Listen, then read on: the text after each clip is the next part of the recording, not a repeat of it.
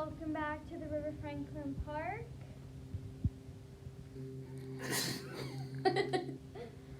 And welcome back to our online church service. And I hope you stick around to hear my dad preach, and bye.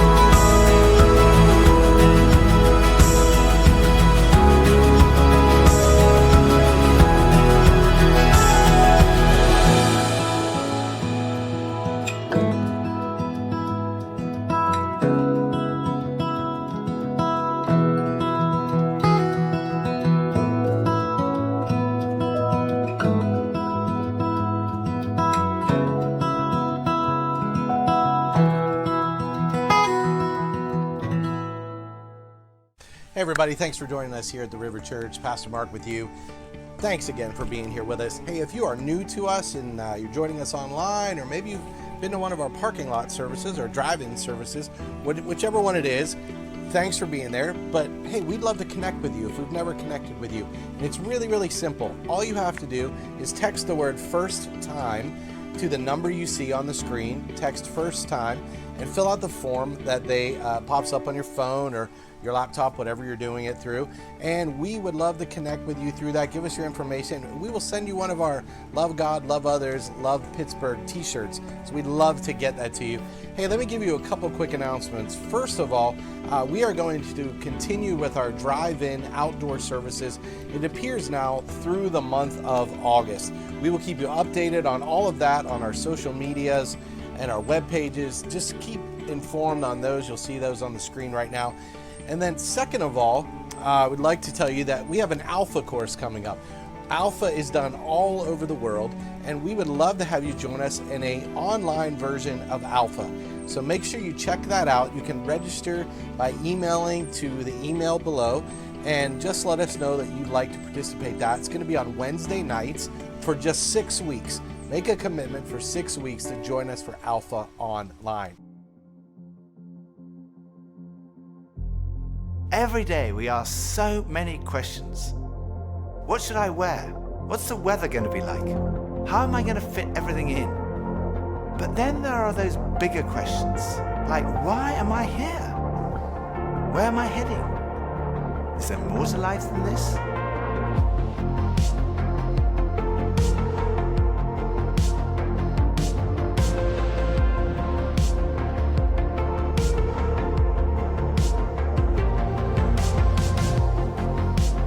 I had arrived at an answer to the most important issue that we humans ever deal with. Is there a God?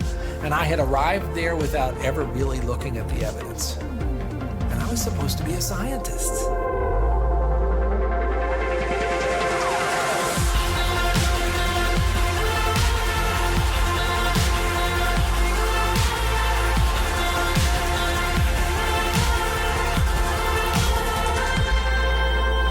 At 28, I had gotten many of the things that I thought I wanted.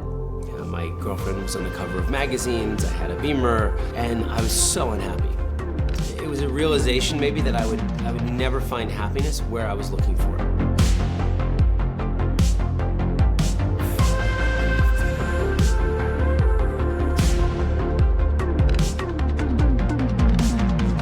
I think for so many years, I always just strived to be strong in myself. All I needed was me and my buddies and, we'd be like invincible. But the truth is, none of us are.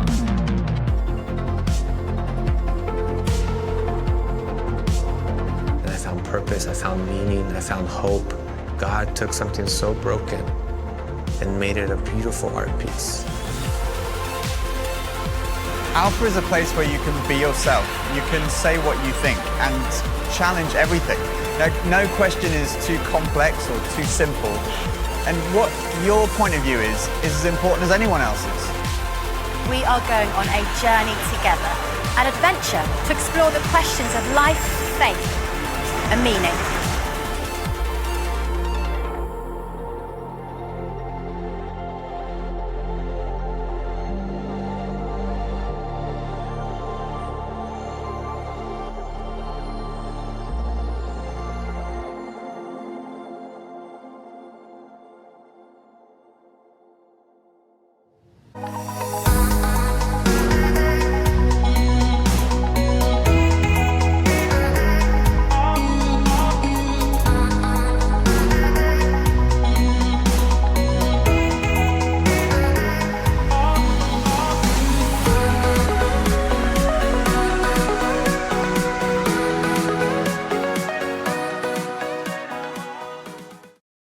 Hey River Church, Pastor Mark here. Thanks for joining us for our week 3 of our series called The New Abnormal. Excited to share this message with you. A few years ago, I heard a great story. Probably a story you'd never want to happen to you, but I love this story. It was about a Carnival cruise ship that had a fire on the ship. Nobody got hurt, but it was just an incredible inconvenience, and the ship the motor was gone, the engine was gone, and so they had to be towed all the way back from where they were out in the Pacific, all the way back to San Diego, California, where they left from. And it took 3 days to bring them back. Okay, so it took 3 days for them to bring the ship back. And I'll let you hear the story from a kid named Ryan Harlan. Well, let me give you some facts first, all right? It says this, once the food ran out, everybody had Spam, Pop-Tarts, and crab meat, which were dropped off by helicopters, all right? So Spam, Pop-Tarts, crab meat, that's quite a meal, right?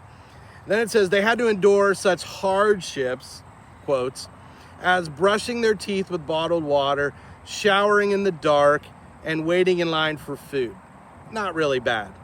But if you listen to the people talk about the ordeal that they went through, again, which wasn't all that bad, you would have thought they were on a sinking ship with zombies. They had struck an iceberg, and the band was on the deck playing the swan song that life was over. Here's the other thing, the other fact that they knew. They also knew that Carnival Cruises was going to reimburse them for that cruise, all travel costs getting to and from the cruise, nullify all their expenses they had incurred on the ship before the fire. That even included all of their casino losses. So you know there was some guy or some lady going, thank the Lord, right? So they were even going to cover all their casino losses and their gift shop purchases. Free hotel rooms and food if they wanted to stay a week in San Diego, and give them on top of all of that an additional cruise. Pretty good deal. You might even take that. You might like, I'll take the breaking down in the middle of the Pacific. Now here's what I want you to hear this morning. Ryan Harlan was a kid on this ship, and they interviewed Ryan Harlan and they asked him how it was, and he said this: a lot of things went wrong, but it was really fun, and I made a few new friends. Gotta love Ryan Harlan, right? Some things went wrong, but it was a lot of fun, and I made a few new friends. See, Ryan Harlan chose how he responded to what was happening to him, how he saw his circumstances, and how he chose what lens to see it through. And he chose a lens where he was not going to be a victim. Today we're going to talk about living in victory over victimhood. It's a message that actually you don't preach a whole lot about, at least I haven't. But I think where we are in this cultural moment, I think this is such an important message for all of us today, to learn how to live in victory over victimhood.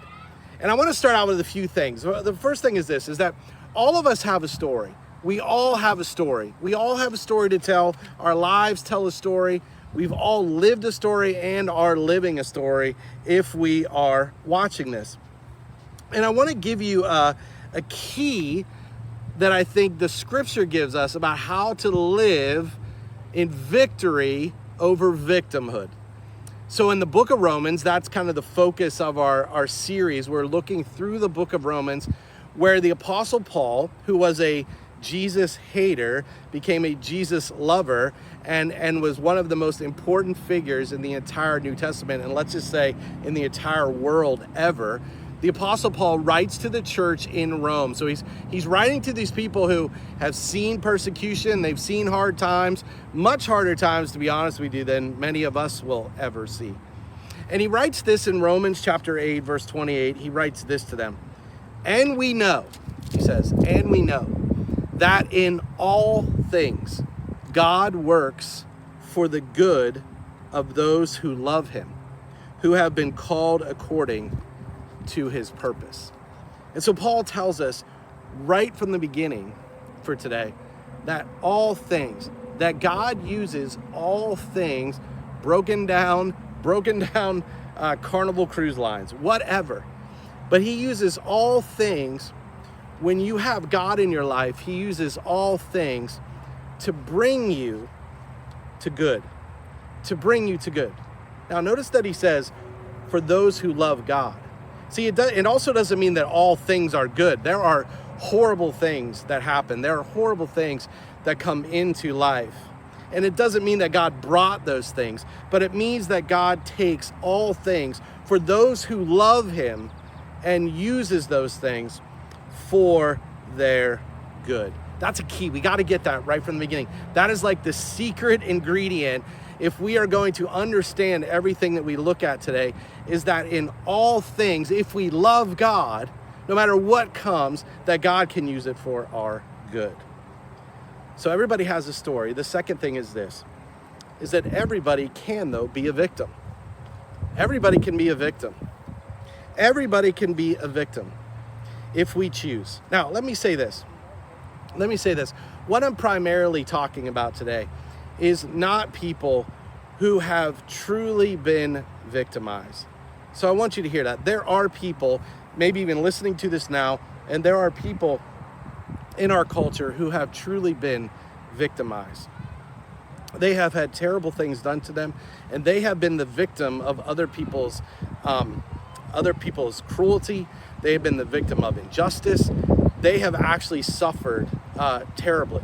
And so if you're watching this and you're one of those people, I want you to know that primarily I am not talking about you today. But I think there's something here for you, because even if that's true of our lives, even if we have suffered and have been a victim in our life, there is a difference between being a victim and living with a victim mentality. There are plenty of people who have been victimized, but who do not have a victim mentality, but have a victorious mentality. And so let me say that right off the bat. And so if you are one of those people who has been a real victim, let me just say, I hope you get help for whatever area that in your life you need to. And I hope you know the grace and the love of God. And I hope that he speaks into that area of your life. But there's a lot of people who choose a victimhood mentality. And they choose it for various reasons. They choose this victimhood mentality for various reasons. Maybe it is so they can get pity. Or maybe it's they want to be noticed. Or maybe they just want people to feel bad for them. Or actually, there are people that even choose to be victims so that they can choose to be lazy. And they can say, well, it's all their fault, and it's all their fault, and all those things that happen, and they can just live and play that victim card their entire life. See, if you live in a victimhood mentality, there's a lot of what I would call stinking thinking. There's a lot of stinking thinking going on in your life. By the way, I didn't come up with that. That's been said many times. But I want to share with you a couple of the stinking thinking things of a victim mentality. And maybe you can look at your own life and look, we've all done this. I have done these things, and I have had bad thinking many times in my life. There are times that I have been in a victimhood mentality. So maybe as you hear these things, you can kind of self-evaluate and say, hey, this is me right now, or this, yeah, I've done that, or yeah, that's what I struggle with. So a couple things about victimhood mentality thinking. The first one is blame. Someone with a victim mentality blames everybody else. They blame their parents. They blame their siblings. They might blame their employer. They might blame the government. They might blame their friends. And it's just blame, blame, blame, blame, blame. Again, maybe they were wronged, but where they are in their life, they completely blame it on other people. See, it's crazy because we kind of live in a society where the only better feeling than being right is feeling wronged. There are so many people that the only way they ever feel good is if they truly feel wronged. And so maybe blame is your thing. Or it leads to bitterness and anger. And bitterness and anger is part of stinking thinking. And before you know it, your heart just kind of feels dead. Or you're always mad. You're always angry because you feel like you've been wronged so bad.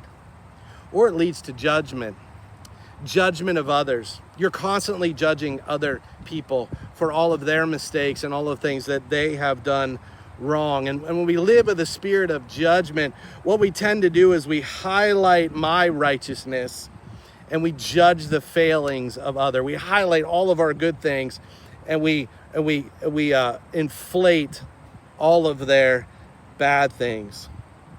And what happens when you live with a spirit of judgment is that there's a lack of grace. And can I say this? There's really a lack of grace in our culture at this time.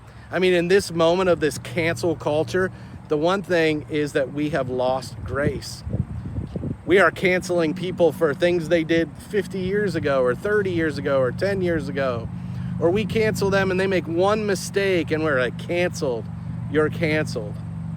We've lost grace, and I believe it's because the further we get away from the one who is grace, the less grace we will have. And maybe that's you.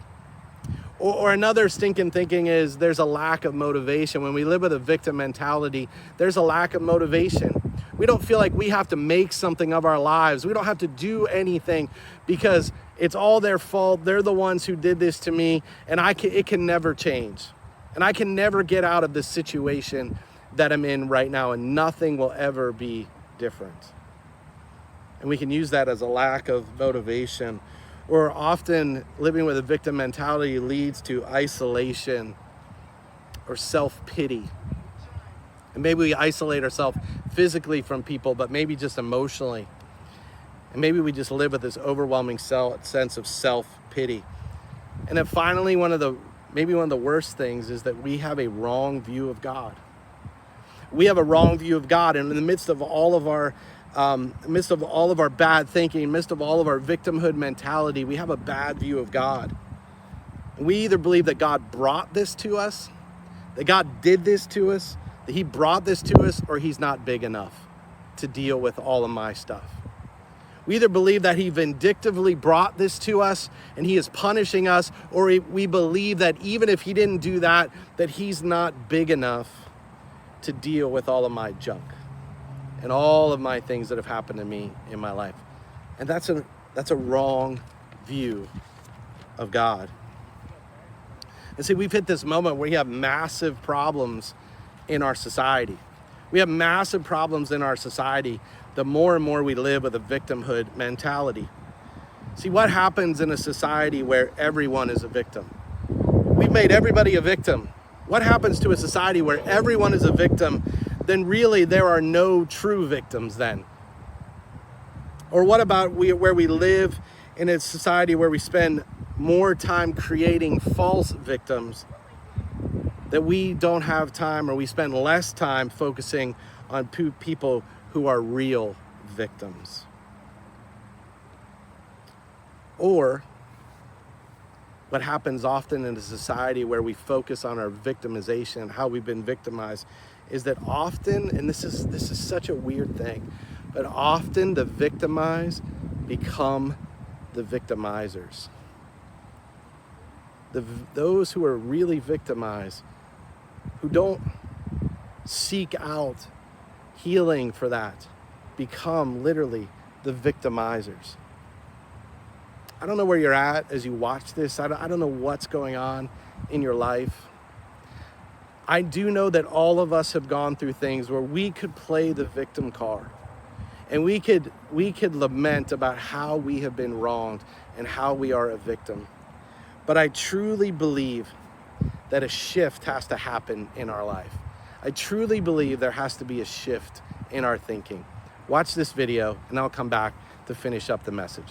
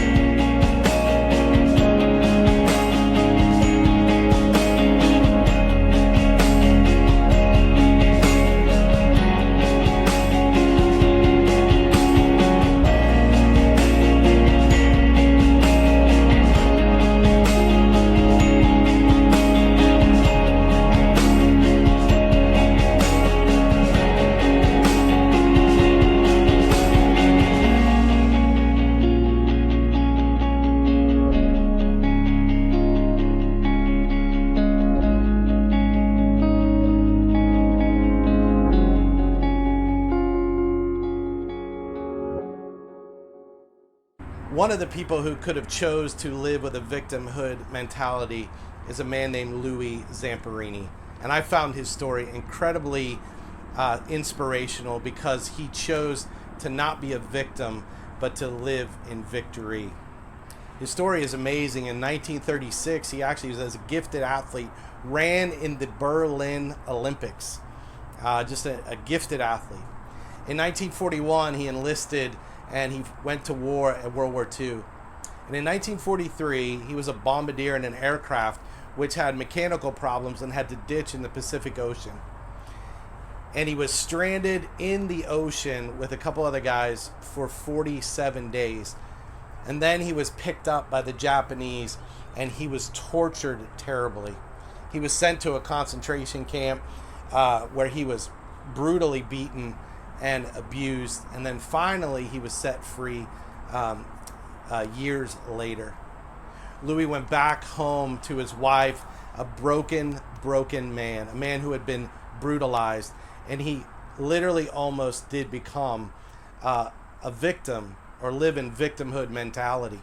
He began drinking and his marriage was on the rocks. He had massive issues due to the brutality which was done to him. So nobody could have blamed Louis Zamperini if he would have just became and lived in a victimhood mentality, because he was a true victim. But Louis found something different. He understood that his life was bigger than that. And he, at a Billy Graham crusade, gave his life to Christ. And Jesus took all of those things that had happened to him and used it, as we just read, for good. And Louis would take that story and that injustice that he had suffered and that those terrible beatings that he had suffered, and he would turn it into a life of ministry, even ministry back to the very people who abused him. Again, listen to the words of Paul. That God will take all things and use them for the good for those who love him. Louis Zamperini's story was captured in the book Unbroken and also the movie Unbroken and a couple other movies about his life. And he died just a few years ago at the age of 97. See, Louis Zamperini was a person who made a decision to not be a victim, but to be a victor. To be a victor. To live victoriously. Louis made the decision in his life to live victorious because of what God had done in his life. See, everybody can choose to be a victim, or at least live in a victim mentality. Everybody can choose that. Everybody has a story, and everybody can choose that their story will be a story of victimhood, or everybody can choose to be an overcomer, like Louis Zamperini. Everybody can choose, with God's help, to partner with God to be a victor, to live victoriously.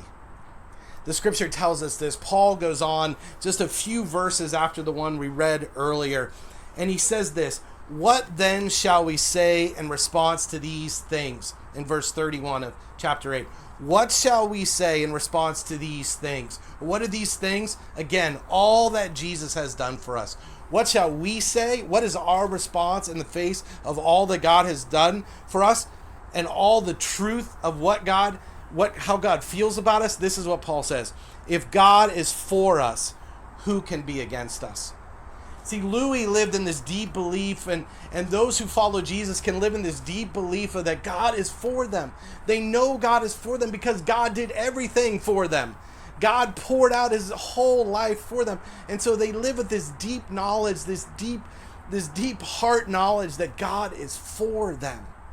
That God has the best for them, no matter what comes. And so I don't have to live in a victimhood mentality, no matter how hard things are, maybe how hard things are in your life right now, no matter how hard it is, no matter how desperate you feel, to know that God is for you. If you know him, you know that he is for you.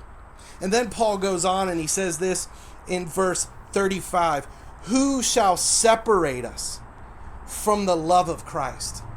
He asked this rhetorical question, who shall separate us from the love of Christ? shall trouble or hardship or persecution or famine or nakedness or danger or sword. By the way, the people reading this had probably faced all of those things. And Paul was saying, can any of those things separate us from the love of God? And his answer to that is this: no, no, no. And he says, in all these things, no matter what comes, no matter what circumstances come, in all these things, we are more than conquerors. Through him, through our relationship with Jesus, not on our own, but we are conquerors through him who loved us. He says nothing can separate us.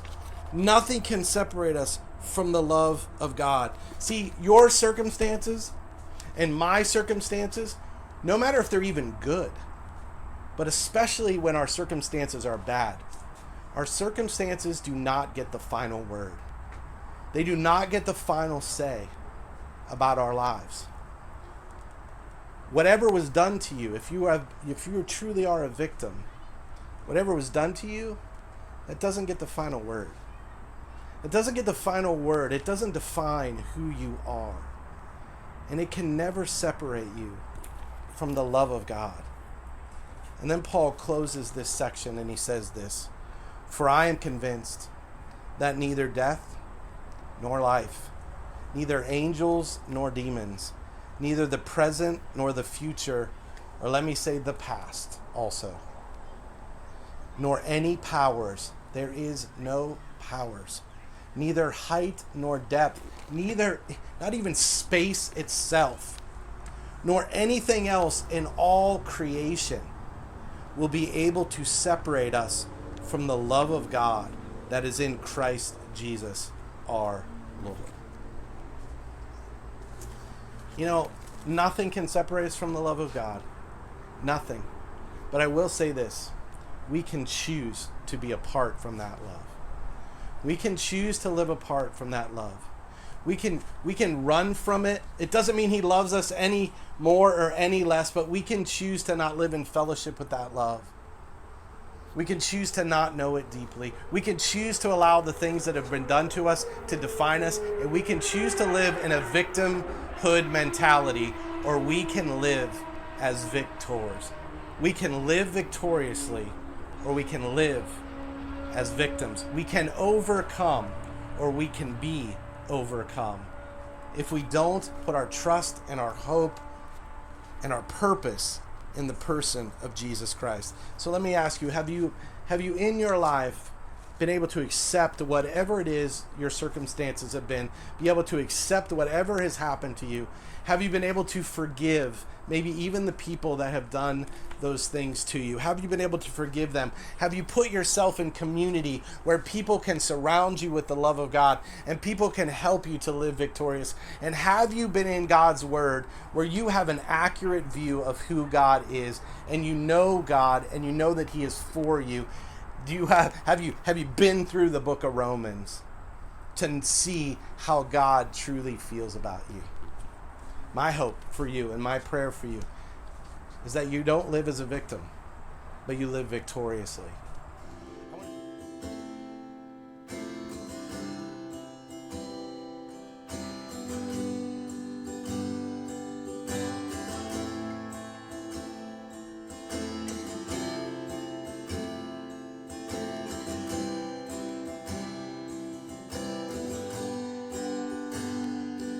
You are here. You are here, moving in our midst. I worship you. I worship you. You are here, working in this place. I worship you.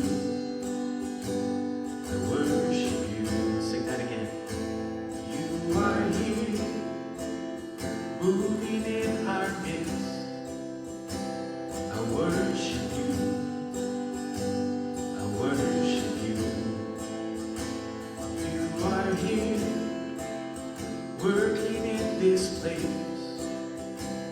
I worship you.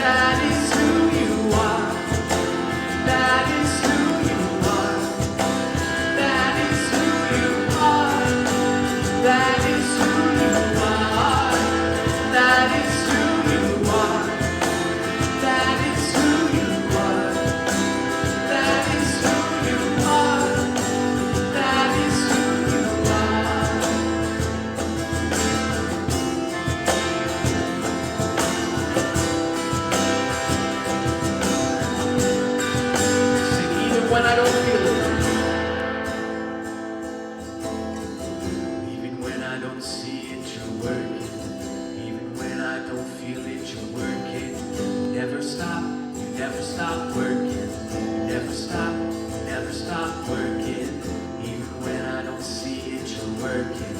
Even when I don't feel it, you're working. You never stop working. You never stop working. Even when I don't see it, you're working. Even when I don't feel it, you're working. You never stop working. You never stop working. Even when I don't see it, you're working. Even when I don't feel it, you're working. You never stop working. You never stop working. Waymaker, miracle worker, promise keeper, light in the darkness. My God, that is who you are. You are waymaker, miracle worker, promise keeper, light in the darkness. My God, that is who you are. Yes, you are. You are waymaker, miracle worker, promise keeper, light in the darkness. My God, that is who you are. You are waymaker, miracle worker, promise keeper, light in the darkness. My God, that is who you are. That is who you are. That is who you are. That is who you are. That is who you are. That is who you are. That is who you are. That is who you are. That is who you are. That is who you are. That is who you are. That is who you are. That is who you are. That is who you are. That is who you are. That is who you are. That is who you are.